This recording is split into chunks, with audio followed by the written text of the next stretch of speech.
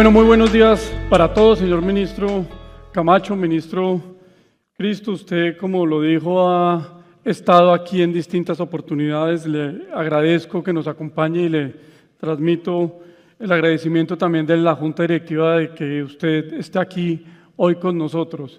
Y ministro Camacho, déjeme yo tal vez desde ya le tomo su invitación. Este sector tal vez es uno de los que más ha demandado históricamente un acuerdo nacional para ponernos de acuerdo sobre las cosas fundamentales del país y sobre, dentro de eso, como usted lo dijo, la seguridad hacia adelante en materia jurídica, seguridad para permanecer en el territorio y poder hacer nuestro trabajo. Entonces tomo sus palabras, ministro Camacho, para ese acuerdo nacional de un país con más minería hacia adelante, una minería que extraiga los minerales para la vida, para todos y todas las colombianos. Eso es un imperativo que este sector ha demandado históricamente.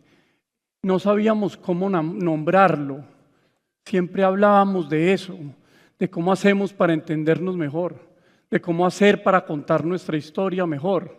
Hoy eso se ha llamado un acuerdo nacional.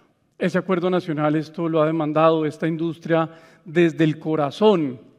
Estos miles de trabajadores lo han demandado hace mucho tiempo, así que les agradezco la invitación y por supuesto estaremos con ustedes en ese propósito.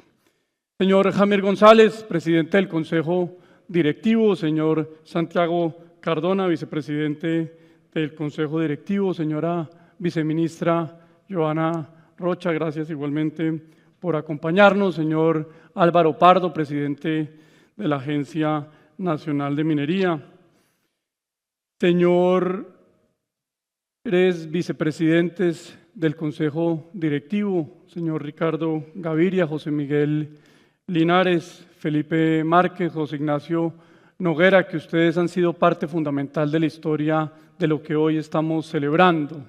10 años de vida de la asociación, 10 años de vida de ese intento de mostrarle al país a través de la unión lo que significa esto, así que les agradezco mucho esos esfuerzos que han hecho en este tiempo por unificar y consolidar la asociación. Señores miembros del Consejo Directivo, igualmente en estos 10 años un saludo especial para ustedes. Señor Didier Tavera, presidente de la Federación de Municipios, señores embajadores que nos acompañan, señora embajadora, un saludo para usted.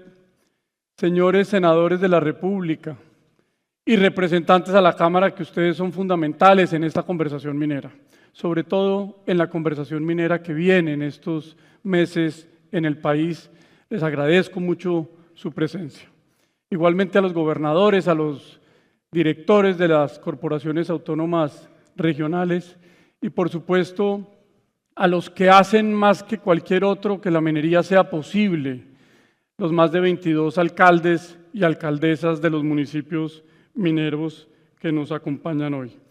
Señor Procurador Gustavo Guerrero, igualmente le transmito un saludo especial. Señora Consejera de Derechos Humanos Lourdes Castro, señores compañeros, Luz Estela, presidentes de los gremios que nos acompañan en esta conversación nacional que no ha sido la más fácil en relación con el sector privado en los últimos tiempos. Les agradezco igualmente que ustedes estén aquí. Señor Coronel Juan Carlos Mazo, presidente de Indumil, ha sido usted un aliado muy importante en este Congreso Nacional de Minería de este año, que se lo agradezco. Y por supuesto a todo el equipo de la asociación en estos 10 años que hemos entre todos, de alguna u otra forma, como la imagen lo muestra, remado juntos. Llevamos 10 años remando juntos. Entonces permítanme, yo, ministros, tomo algunas cosas de los que ustedes han dicho en esta historia de 10 años. Los 10 años anteriores, ¿cuáles han sido esos retos? ¿Cómo la asociación y el sector minero se ha fortalecido más en esos 10 años? Pero sobre todo, ¿cuáles son los retos hacia adelante? ¿Cómo vamos a seguir remando juntos? ¿O hacia dónde? ¿Y cuáles son esos retos que nos deberían hacer como remar de manera más coordinada? Y permítanme, yo hago un alto en el camino en la mitad de eso, porque hay veces uno siente cuando rema y avanza en esta lucha, en esta conversación de la minería, que hay veces retrocede. Y ahí quiero detenerme un poco porque creo que la conversación con ustedes dos va a ser de la mayor importancia. Entonces comienzo un poco con la historia. Han sido, desde ese 2014 que se creó la asociación, ha sido una historia de muchos retos.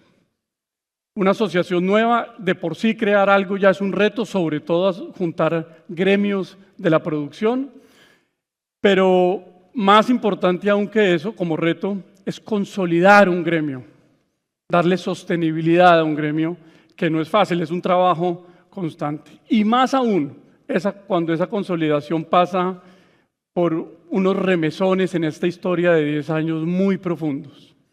Primero de ellos, esa ley muy recién nacida, la asociación, que hoy es muy famosa porque repartió la mermelada en toda la tostada, pero que generó unos profundos desequilibrios hacia adelante de la conversación de la industria minera con los alcaldes, alcaldesas, con los representantes a la Cámara y con el país, y de la incidencia de la industria en el territorio.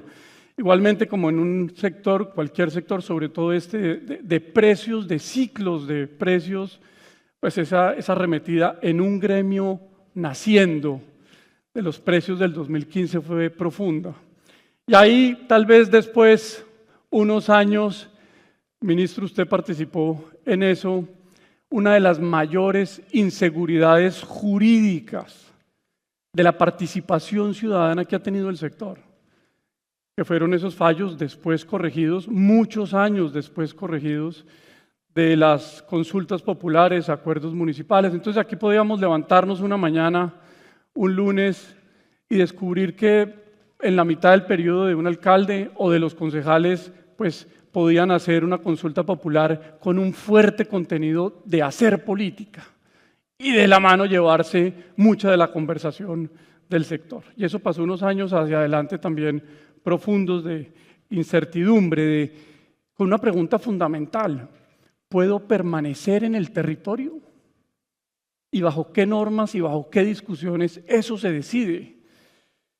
Y ahí, pues por supuesto, también ese diálogo con las comunidades es fundamental, pero levantarse una mañana y decir, aquí puede pasar esto, pues genera una enorme incertidumbre. Y así en los años siguientes, pero sobre todo un gremio que en la medida que iba creciendo y fortaleciéndose, también iba tratando de contar mejor su cuento.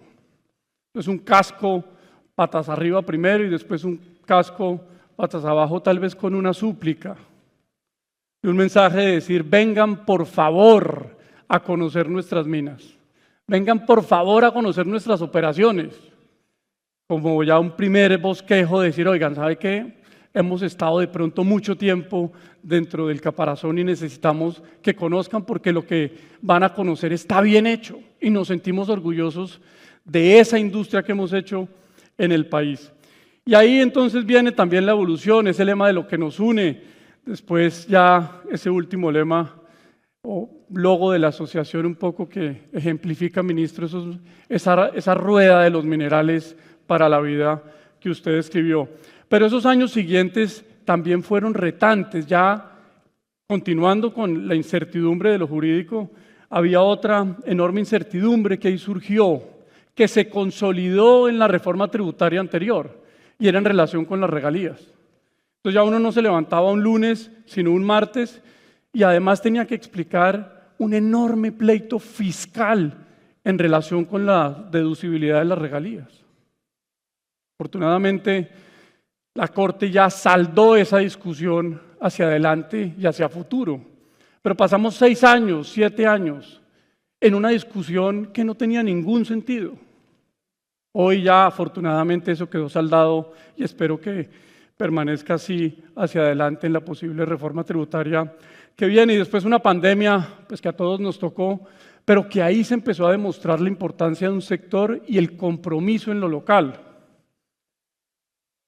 No con retos menores, tal vez el sector que más dificultades o más retos tenía para operar en zonas subterráneas confinadas con gran cantidad de número de personas, y ahí este sector demostró esa capacidad que tiene para asumir esos retos de país.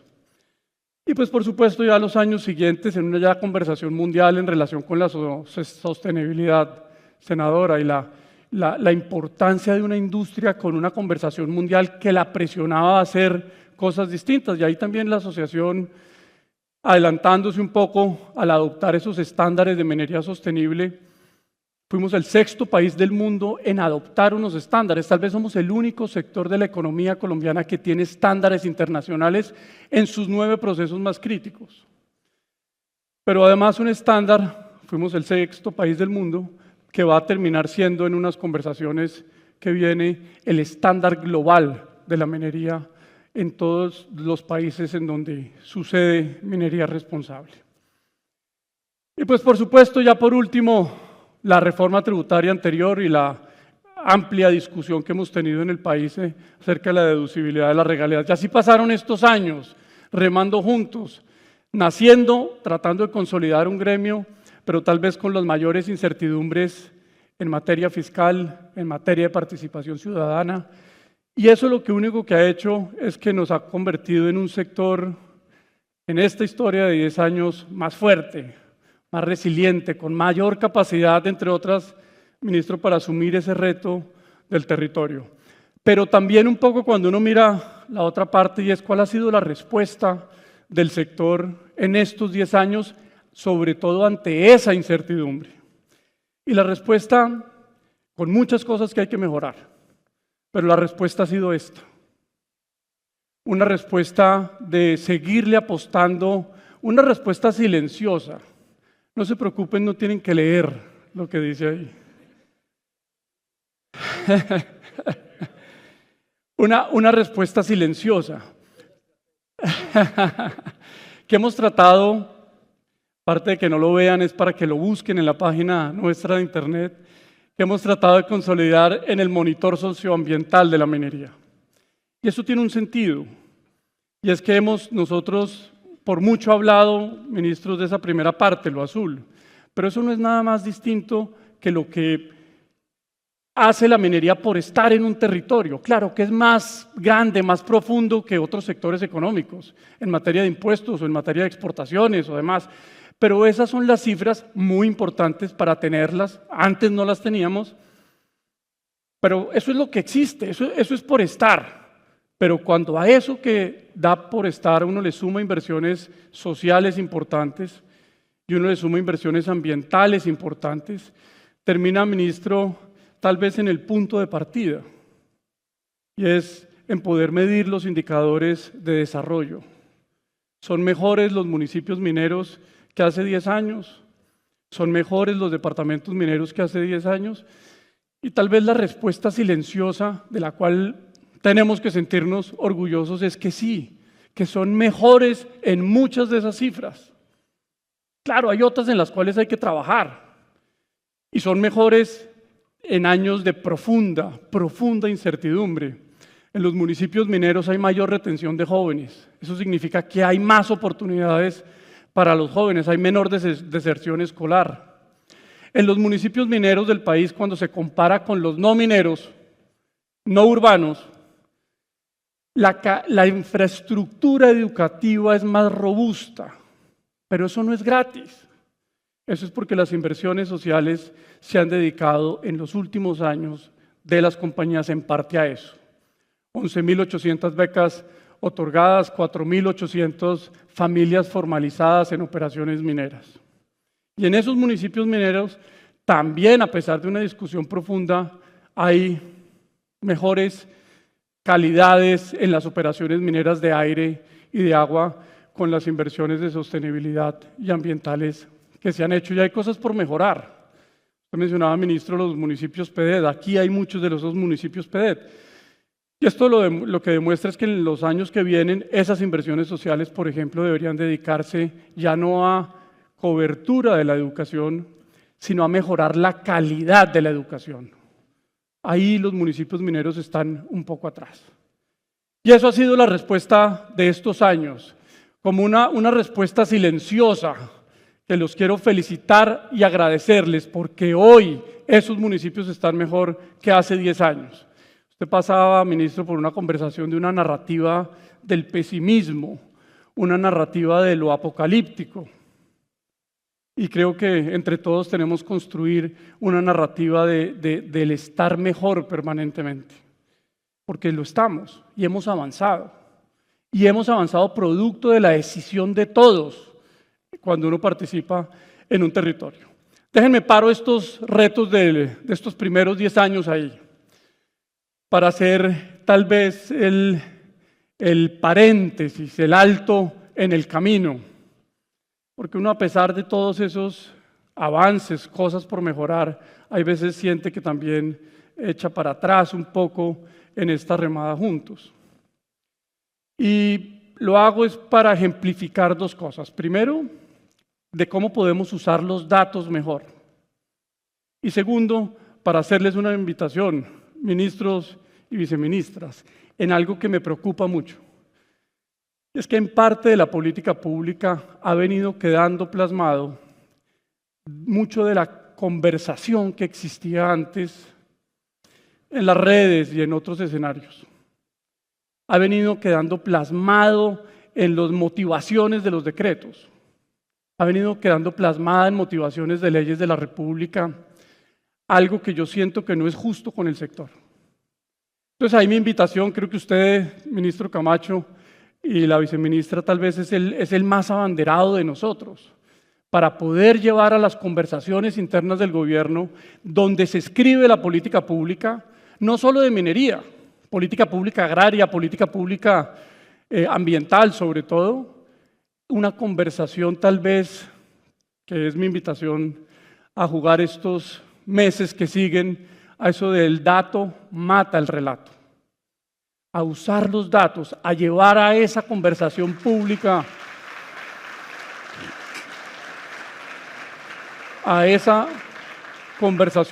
los datos, para sopesarlas, para equilibrarlos. Eso lo demanda hoy el sector. Déjenme les pongo 3 ejemplos en este sentido. El primero de ellos es sobre el valor agregado, que la minería no genera valor agregado. Que no genera unos encadenamientos productivos en el territorio. Y ahí de la mano también una permanente connotación de que las exportaciones son negativas. Las exportaciones mineras son negativas.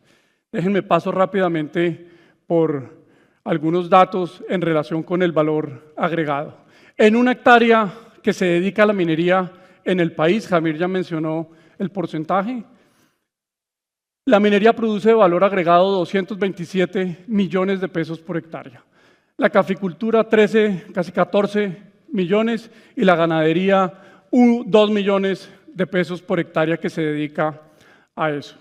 Pero cuando uno mira las compras nacionales, un sector que ha comprado al país, a pequeñas empresas, medianas empresas en los 2 últimos años, 28 billones de pesos. Y uno dice, bueno, pero ¿cómo mido el dinamismo que eso genera?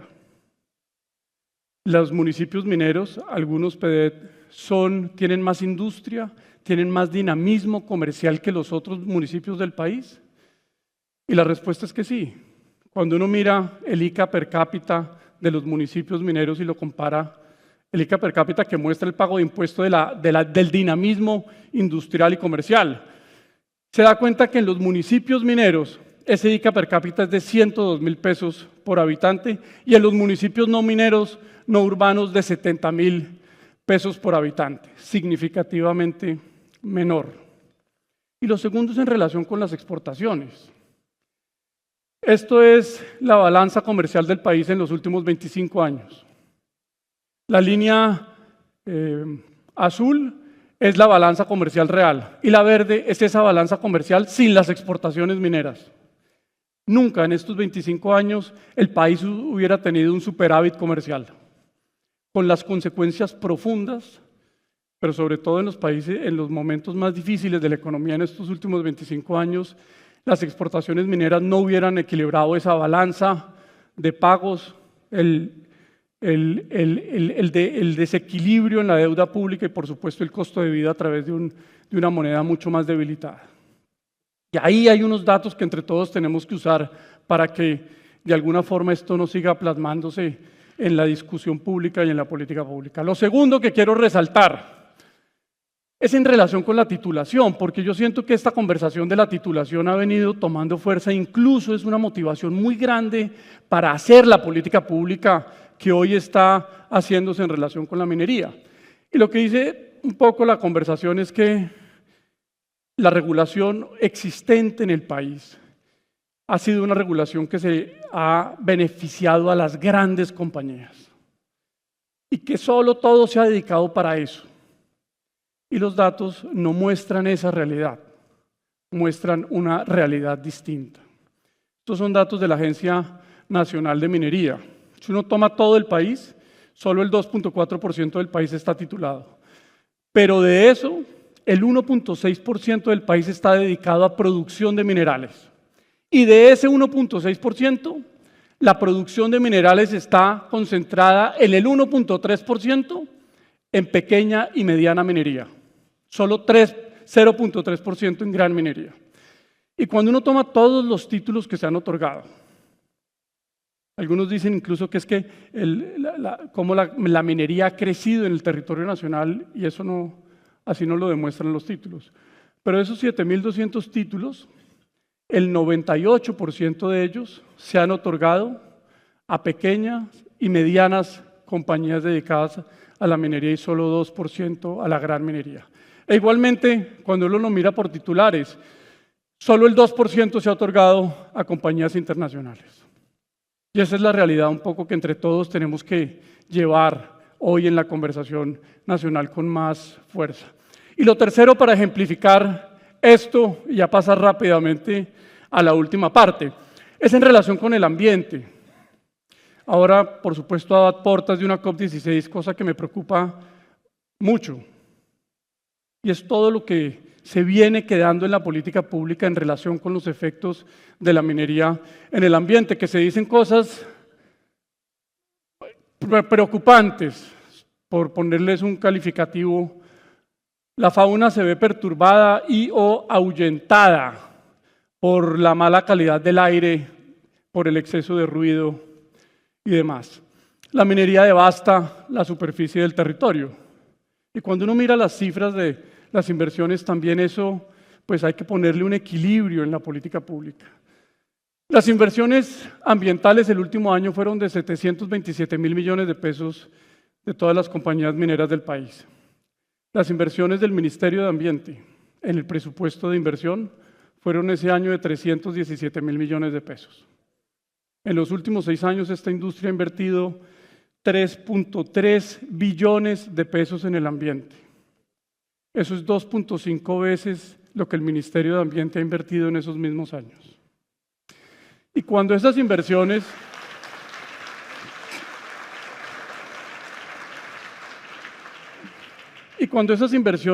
ministro, se hacen con un propósito claro, pero además se hacen todos los años de manera repetida, con un propósito claro de rehabilitar las áreas mineras, pero también con un propósito claro de conservar las áreas que las compañías tienen que no dedican a la minería, salen los mejores indicadores en esta conversación de la biodiversidad. Esos jaguares, ocelotes, tigrillos que hoy caminan en La Guajira, en el Cesar, en Córdoba, en muchos sitios de Antioquia, están ahí gracias a esta decisión de la sostenibilidad en las operaciones mineras. Y ese es el ejemplo más vivo, el indicador, el dato más claro que entre todos tenemos que usar para eso. Para que si estén esos tigrillos y esos ocelotes, tienen que haber otros mamíferos.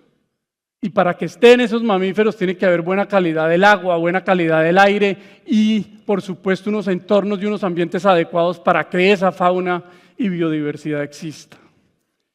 Termino aquí este llamado, invitándolos a que entre todos sigamos con insistencia contando esta historia y, por supuesto, ministro y viceministra, los invito a que nos acompañen, a que en esas conversaciones de sus carteras con otras, pues esta conversación realmente quede un poco balanceada con los datos. Paro este énfasis que quería hacer para pasar a a los 10 años que vienen. Por eso ya esa remada no está hacia un lado, sino hacia el sol. Y son años llenos de retos que entre todos tenemos que trabajar. El primero de ellos en relación con la regulación minera. Un mundo que está tendiendo a una regulación para acoger, para atraer capitales, sobre todo en minería. Y unos países que han venido traduciendo esa necesidad de los minerales para la transición energética en una regulación que acoja esa inversión. En casos que van desde países de América Latina que hacen convenios con países desarrollados, o pues Canadá que hace incentivos tributarios, un poco a donde va más esto, que demuestra la necesidad, y es Noruega, China y Japón sacando una regulación de incentivos tributarios para explorar el lecho marino, para poder así abastecerse de los minerales que necesitan. Nosotros hoy, ministro, tenemos un fuerte paquete regulatorio en relación con la minería. Tal vez este es el gobierno que tiene un paquete regulatorio más ambicioso en relación con la minería de que cualquier gobierno en la historia reciente. Yo no me voy a detener en el contenido de esa regulación. Usted, ministro Camacho, ha sido muy generoso con su tiempo, generoso en llamadas telefónicas, generoso en reuniones para contarle nuestras preocupaciones en relación con esa regulación, y tenemos que hacerlo. Ministro Cristo, seguro tendremos la oportunidad de llevarle estas preocupaciones, porque lo que sentimos es que esa regulación no va acorde a lo que el mundo está haciendo, generar certidumbre, generar tranquilidad, sino que por el contrario genera enormes dudas. Usted, ministro Camacho, en esta conversación honesta que siempre nos ha planteado, ya llevamos un año en ella, le diría que sí es necesario avanzar. Usted planteó que Colombia necesita definir dónde se debe hacer minería y dónde no se debe hacer minería. Y yo estoy de acuerdo con usted, pero deberíamos avanzar en esa conversación para decir claramente quién lo va a definir, cómo se va a definir, con qué criterios se va a definir en dónde se puede hacer minería en el país, que en esencia traduce lo que siempre hemos demandado, es claridad. Lo que hoy está escrito es general y tenemos que pasar a tener una conversación sobre lo particular. Y ahí pues será parte de ese acuerdo nacional que viene. Ese es el primer reto. El segundo reto es en relación con la exploración. Colombia necesita más exploración. El 97% del país está sin titulación. Ni mis hijos, ni los hijos de ustedes, ni nosotros, ninguno de los que está acá conoce la riqueza mineral que tiene el país. Y ahí tenemos que tener una política clara, decidida para aumentar la exploración. Déjenme, yo les doy unos datos en ese sentido. Cuando la regulación acoge la inversión, pues por supuesto esa inversión llega. Chile, en el del año anterior a este, ha crecido su inversión minera en 30%, pasando a 713 millones de dólares anuales. Ecuador la ha crecido 40%, pasando a 280 millones de dólares anuales. Perú, 533 millones de dólares anuales, y Colombia se ha mantenido estable en algo cercano a los 110 millones de dólares, siendo el país de esos que más área tiene por explorar. Y cuando esa decisión se le suma, por supuesto, el claro propósito de disminuir los tiempos mineros, los tiempos de los permisos mineros, que es una tarea que no hemos logrado aquí desde hace muchos años, pero ojalá además, pensando con el deseo, se le suman incentivos tributarios, como está haciendo Canadá y Australia, las cosas suceden. Y este sector y esta industria contribuye con eso que se ha venido hablando, y es que el mundo necesita más minerales para esa conversación de la transición energética.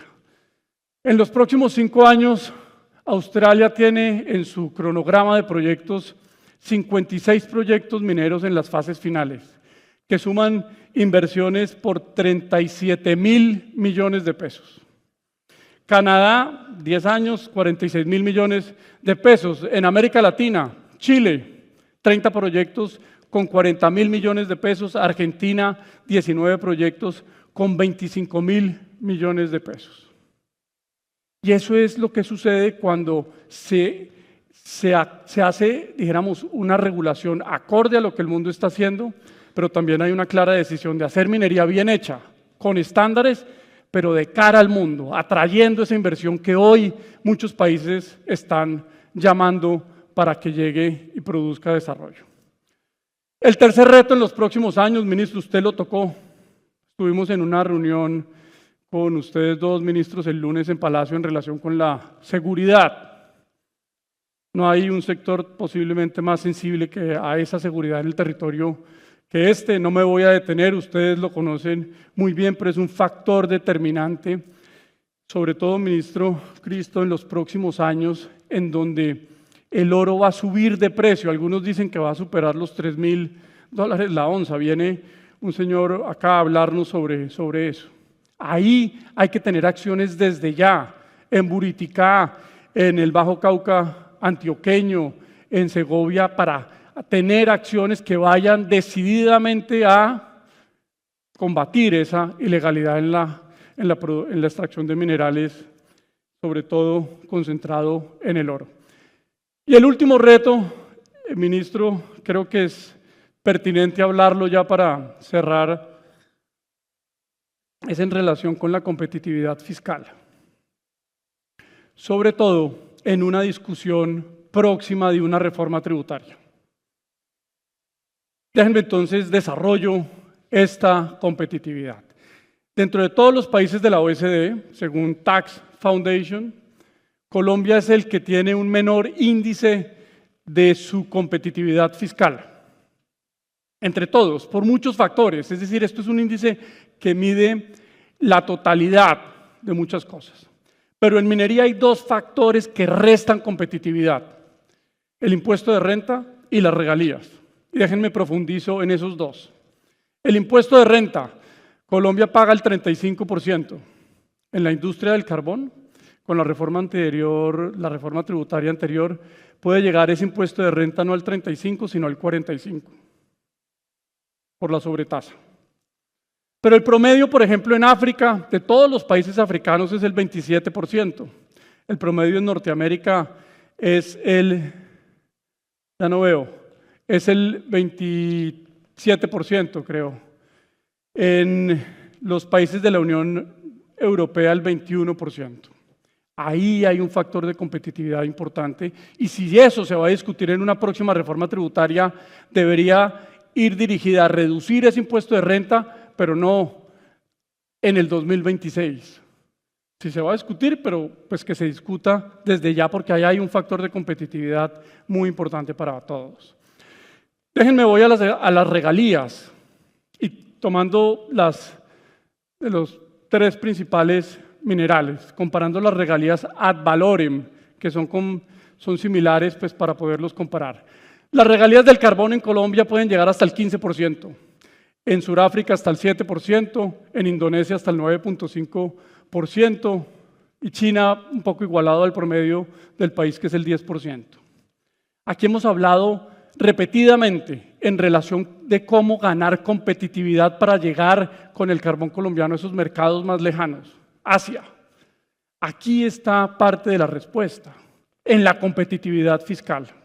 A puertas de una reforma tributaria, pues por supuesto es algo que genera preocupación, y que estas cifras deben estar sobre la mesa para entre todos discutirlas.